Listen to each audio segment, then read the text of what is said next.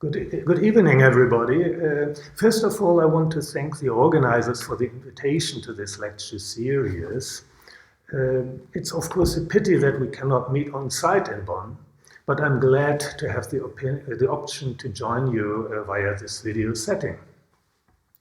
So the overarching theme of this lecture series has been inspired by Ulrich Beck's work on what he has called the Metamorphosis of the World. According to Beck, climate change and other global challenges are drivers of a fundamental reconfiguration of contemporary societies, which are about to unsettle basic ordering principles of modernity. For example, nation states give way to worldwide cosmopolitan action spaces, which have made all of us global players, if we want this or not. At the same time, changes in society have become so closely entangled with changes in the global ecosystem, think of climate change, of course, that it is getting impossible to make any distinction between what is nature and what is society. In line with his earlier work on risk society, Beck interpreted this metamorphosis as a necessary consequence of modernization. According to Beck, we do not choose to metamorphise. The socially produced side effects of modernization, such as climate change, undermine established understandings and force us to think beyond the established frameworks of modernity. So as Beck notes, even the most dogged nationalists can only be effective if they no longer restrict their horizon to their own country. Although Beck's diagnosis is quite deterministic, he describes metamorphosis as a process of creative action and reflexive learning. If established modern frameworks of thinking and acting are no longer capable to face the new challenges, then other frameworks have to be invented. And according to Beck, such frameworks emerge in historical processes of learning by doing. And they go hand in hand with what Beck describes as the transformation of cosmopolitan milieus that sustain these transformations. Beck's broad brush picturing of global metamorphosis, however, says very little about the settings and mechanisms through which such learning actually proceeds. His interest was more in the general direction of societal change and the challenges in it than on its situated dynamics. But this is precisely what I want to do in this lecture. I want to explore how a city, and my example is London, has become a space of collective learning and experimentation. I believe that cities are particularly promising sites to look at if we are to understand the dynamics of socio-ecological learning. Cities are major causes of environmental problems, and they are also key in socio-ecological transformation. Moreover, with their social diversity and dynamics, cities form fertile breeding grounds just of those cosmopolitan milieus which Beck considers as so important for socio-ecological learning. In one chapter of his book, Beck himself points to the increasing transnational cooperation between cities on climate change. He calls it cosmopolitan realpolitik. But he leaves open how socio-ecological transformation also occurs within the cities themselves.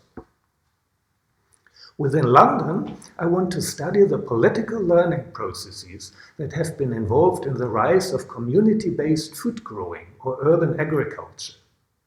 Urban agriculture has long been mainly associated with cities in the global south, but today it also figures on the public agenda of cities in North America and Europe. It is associated with a number of benefits, such as community building, care for urban green and biodiversity, and most importantly, the reduction of the negative environmental and health effects of large-scale industrialized food provisioning. One might probably see the concern for localizing food production as a countertrend to the cosmopolitanism that Beck discusses in his book. This, however, is only partly true. Urban agriculture is rooted in a concern about the global effects of unsustainable food provisioning. And urban agriculture initiatives around the world are also connected by a continuous exchange of knowledge and of ideas. Moreover, the rise of agriculture in the city is itself a telling example of how creative action challenges established frameworks of the modern period.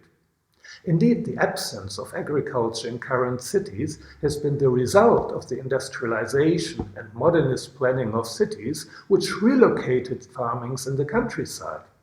So it returns this historical process of modernity when we bring it now back to the city. And London can be seen as a pioneer in urban agriculture, both with respect to its early beginnings and because of the degree to which it is anchored in the local policy system. And what follows, I will trace how this agenda has taken shape in London, how it has gained traction, and how it has materialized in various community and public policy initiatives.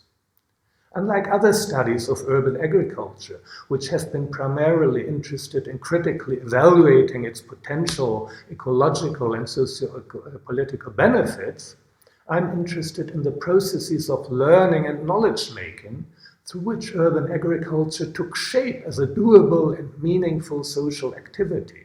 How was doing urban agriculture actually invented and shared as a common practice between people in London? I want to understand how the different actors who were involved in this process, citizens, planning experts, and policy makers, developed this common understanding of what food growing in the city is, but also why it is valuable to do that and how it can be promoted. My perspective is informed by recent works in the social studies of science and so-called social practice theory, a broader trend of sociological theories that has been developed more recently. And such approaches understand learning not as a purely mental process of knowledge acquisition by an individual, but as a collective process of active sense-making and negotiation, which is embedded in a locally and historically specific learning environment.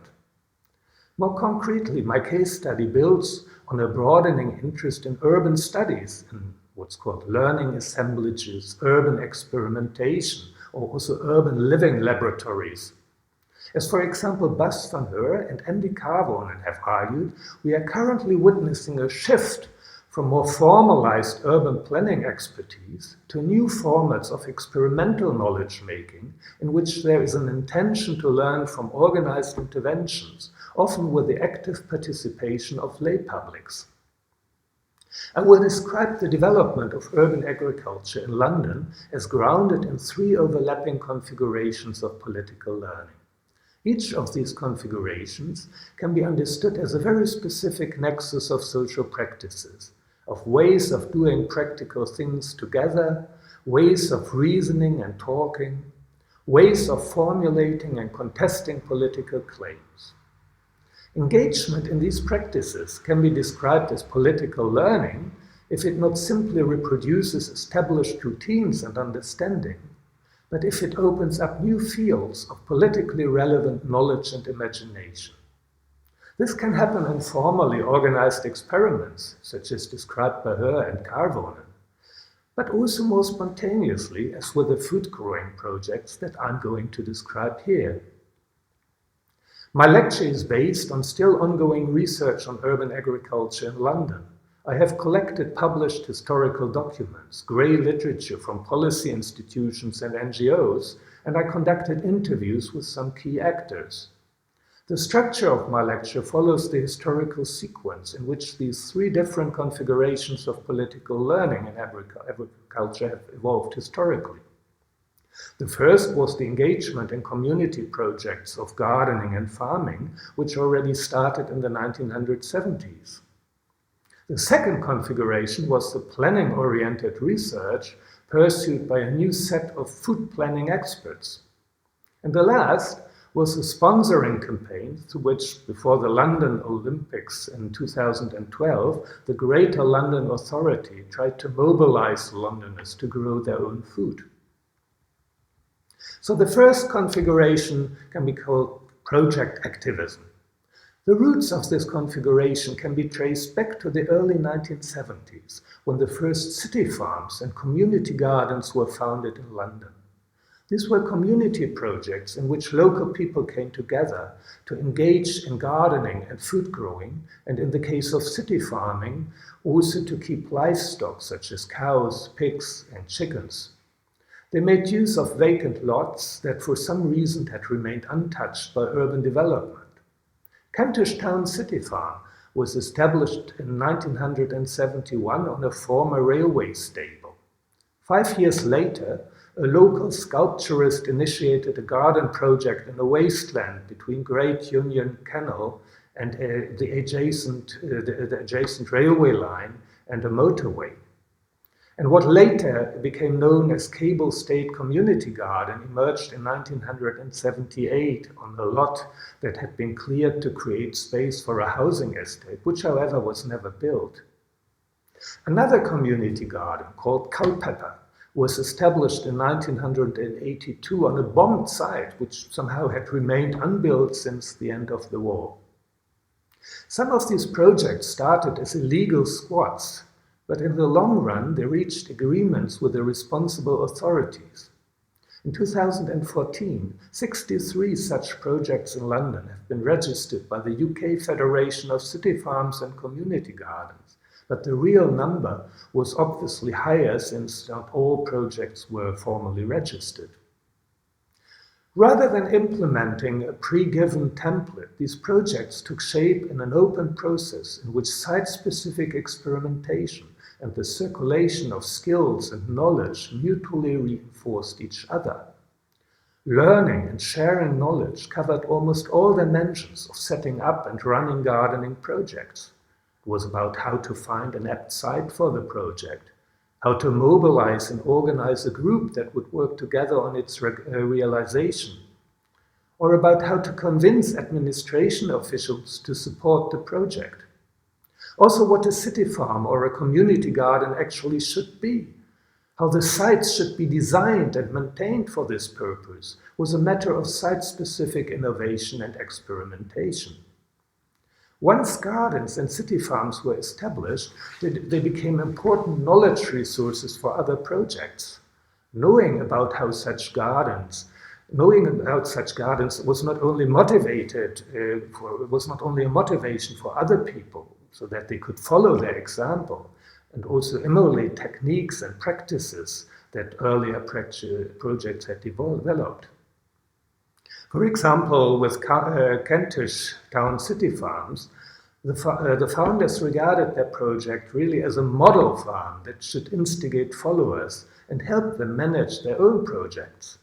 They promoted their experiences in presentations and publications and invited visitors to learn directly from the presence on their farm. Food growing has not always been the exclusive goal of community gardens. They also included ornamental beds and areas for outdoor sociability, and the city farms held animals for educational purposes, not for food production. It was only in the 1990s that such initiatives defined themselves more explicitly as food-growing projects. Some gardens became even part of larger food-growing networks, such as Growing Communities, a charity in East London. Founded in 1996, it has launched various initiatives to locally produce and market alternative sustainable food. Since 1996, Common Growth had established 4 community gardens and parks in which it engages volunteers in food growing.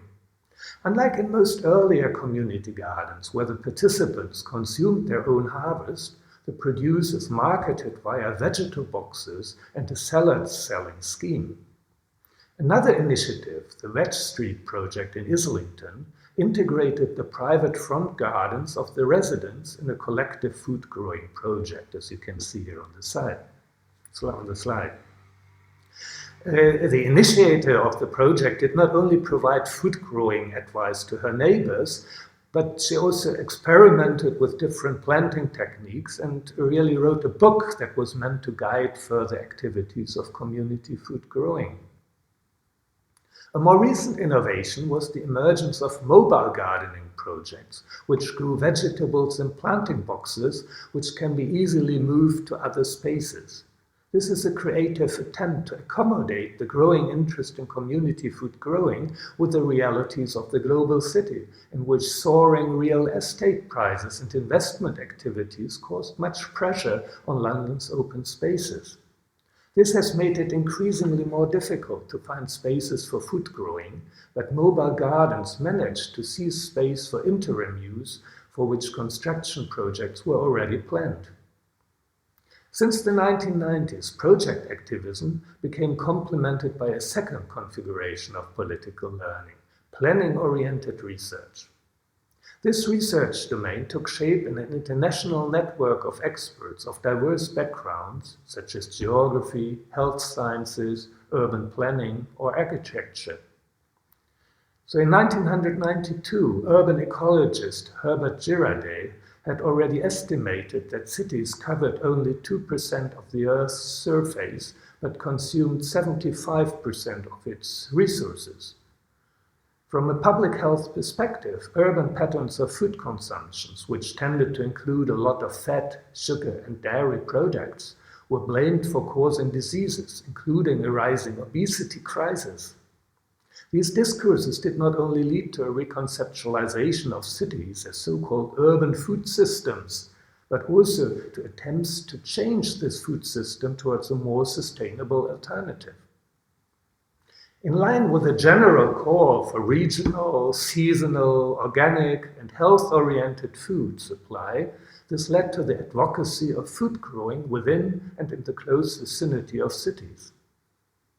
In contrast to the project activism, which promoted food growing primarily as a form of urban community sociability, the focus shifted now to the actual productivity of urban agriculture, which these food planners also valued in very abstract and quantitative terms. In London, the food planning charity Sustain acted as an important mediator of such a process of knowledge-making. How this learning worked can be best illustrated by the example of one path-breaking report that Sustain has published in 1909. The report was titled City Harvest, the Feasibility of Growing More Food in London, and it was authored by Tara Garnett, a graduate of development studies who was working as a freelancer for Sustain. In her report, she summarized the results of a 2-year survey of London's food-growing activities. Garnett relied on administrative data and reports, for example, from the food retail sector, waste management, public health, social equality, but also on her own observations of dominant food habits in London. And on this basis, she sketched a picture of London's food system as profoundly unsustainable. Another focus of the project was the stock-taking and evaluation of food-growing activities in London, which constructed urban agriculture as a coherent field of policy knowledge. Urban agriculture was thereby used as a broad umbrella category that encompassed, quote, the production of all manner of foodstuffs, including fruit and vegetable growing, livestock rearing and beekeeping, at all levels, from commercial horticulture to community projects to small-scale hobby gardening, unquote. Garnett declared it impossible to assess with any degree of accuracy, as he said, how much London produced at the time of the survey. However, she used earlier research by the Royal Horticultural Society on the productivity of allotment plots to venture at least some rough estimates. Accordingly, London could produce 232,000 tons of fruit and vegetables if all other potentially suitable open spaces, such as derelict areas, parks, or gardens, were also used for this purpose. Considering the recommendations of the World Health Organization, this would equal 18% of the necessary daily intake of each Londoner. As Garnett claimed, London could become a pioneer of urban agriculture for the UK and even for Europe, if adequate policy measures were taken. Accordingly, the inner city area would be used as much as possible for the intensive and small-scale production of food and vegetables.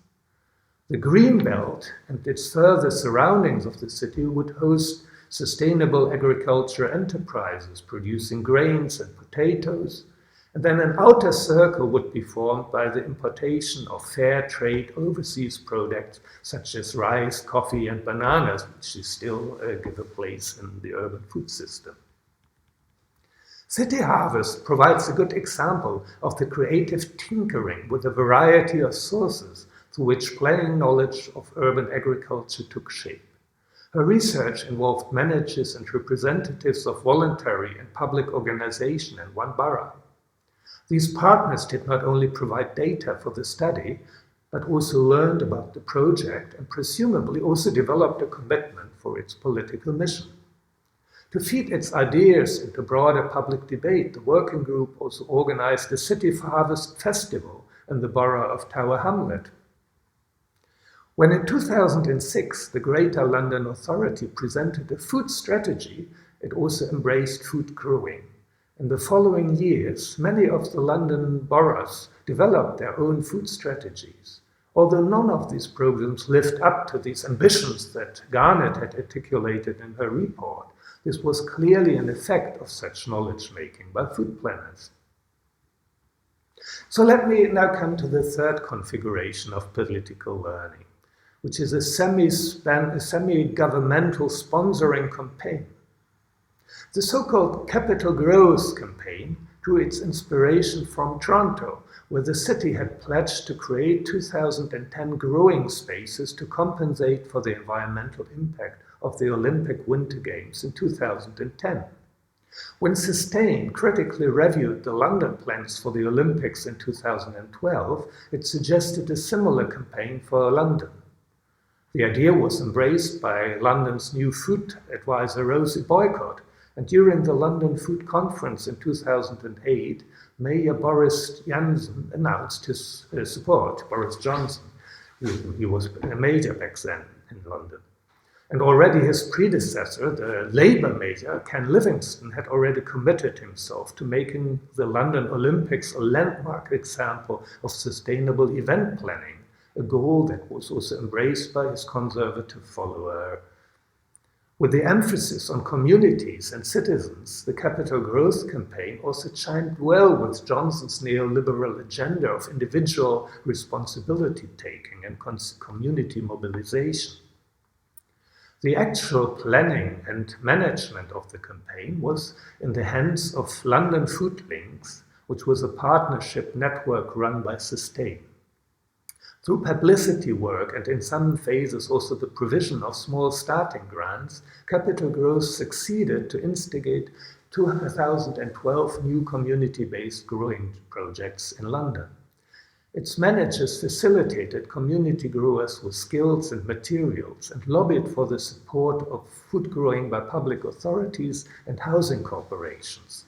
As such, Capital Growth has continued its work after the Olympics. So how did collective learning form part of this campaign? On the one hand, this happened through the active role of the campaign managers as knowledge brokers who pooled existing knowledge about food growing and communicated it back to the participating growers.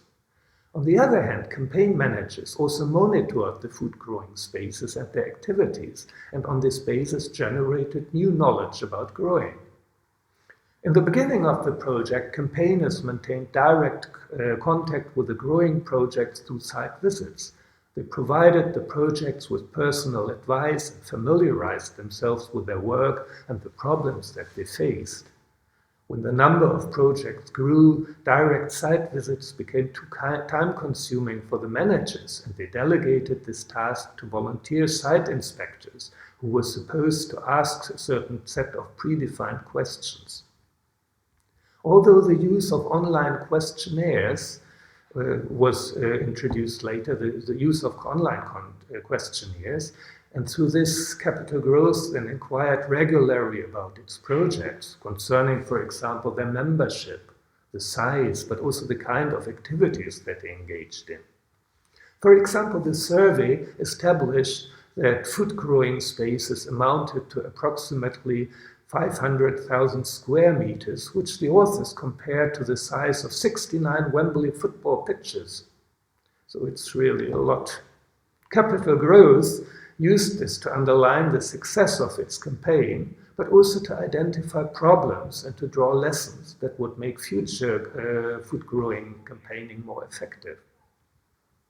The organization of the campaign as a race for a quantitative goal, 2012 growing spaces in 2012, implied that counting such spaces and making their numbers publicly visible became itself a knowledge practice of profound political significance.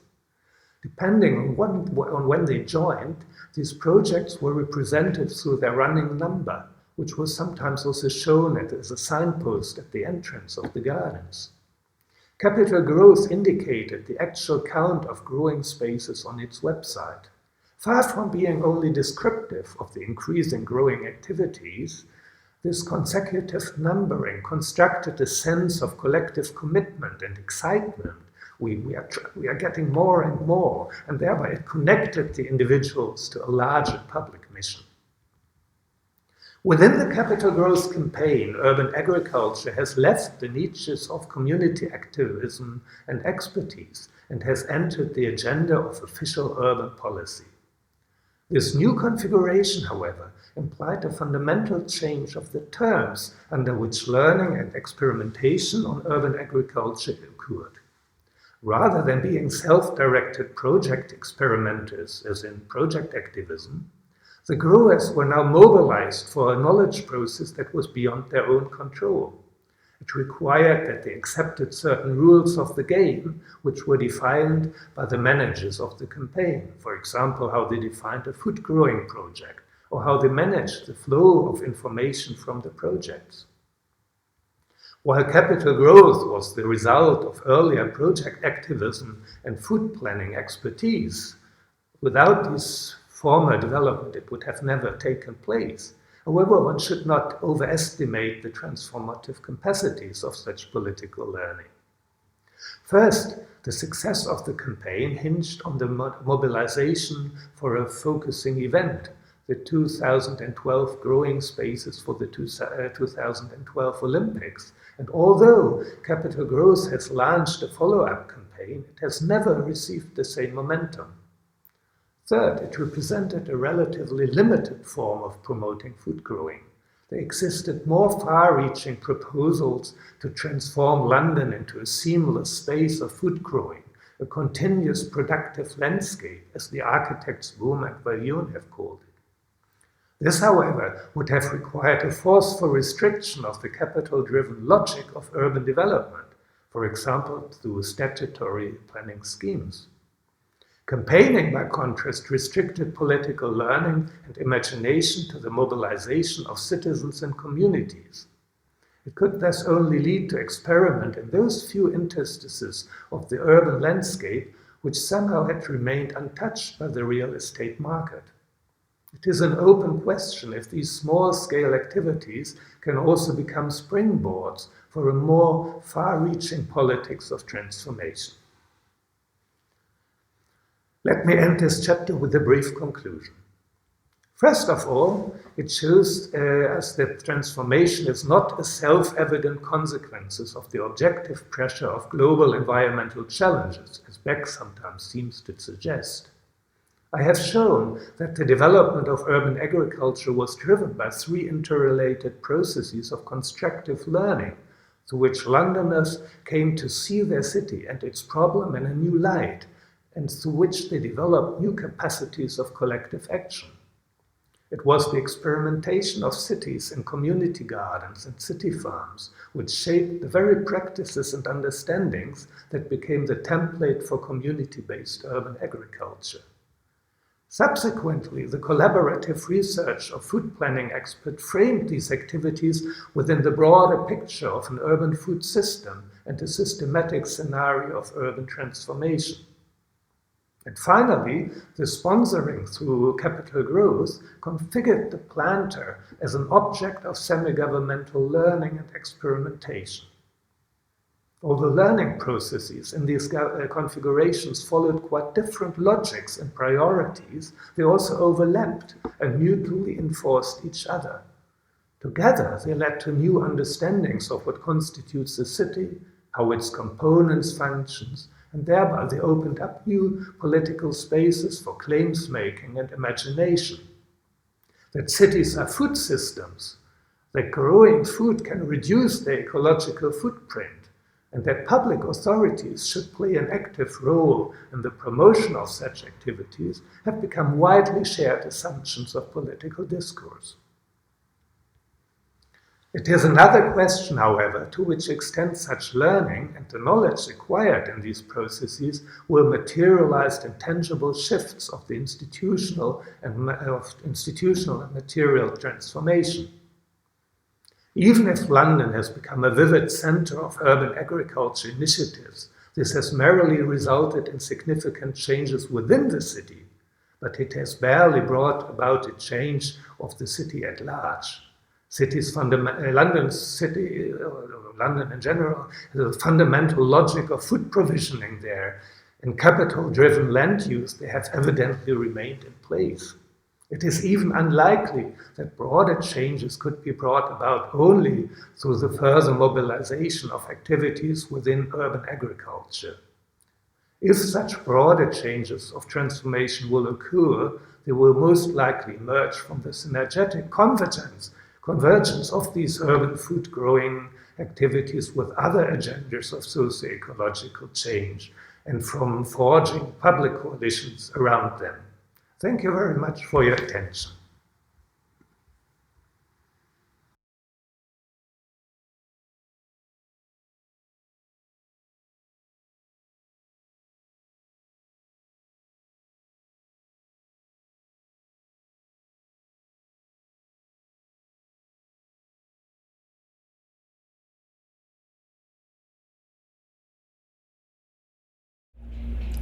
Good evening. The time is 6 o'clock, and this is Singapore Today with Jing Yi, broadcasting live on CNA 938. Tonight's headlines. The government has called for calm following climate fluctuations and extreme weather, which has resulted in widespread crop failure across Asia and Europe. An initiative to weatherproof HDB flats is being fast-tracked by the Ministry for Climate Response after forecasters warn of the increasing likelihood of a tropical cyclone hitting Singapore. The Northumbrian Liberation Front has claimed responsibility for yesterday's coordinated attacks in London, England, which left 13 dead and many more critically injured. Food supply chains are facing a prolonged period of disruption after a series of extreme weather events hit harvests in much of Asia and Europe. Droughts and flooding associated with this year's El Nino event have devastated crop yields, leaving farmers financially vulnerable, livestock short of feed, and supermarket shelves empty. Following a statement by the chair of the UN Food Programme warning of expected price rises for staple foods, the Prime Minister announced a raft of new measures to bolster national and regional food security, with additional funding for Singaporean research labs and the Malaysian agricultural sector. These proposals also provide new incentives for the development and rollout of fortified GM crop varieties and a renewed push to mainstream indoor farming initiatives in Singapore. Leading researchers have warned of a growing risk of tropical cyclones in Southeast Asia, an event once considered impossible. With the global drop in carbon emissions in 2014, it was assumed that the crucial tipping point had been avoided.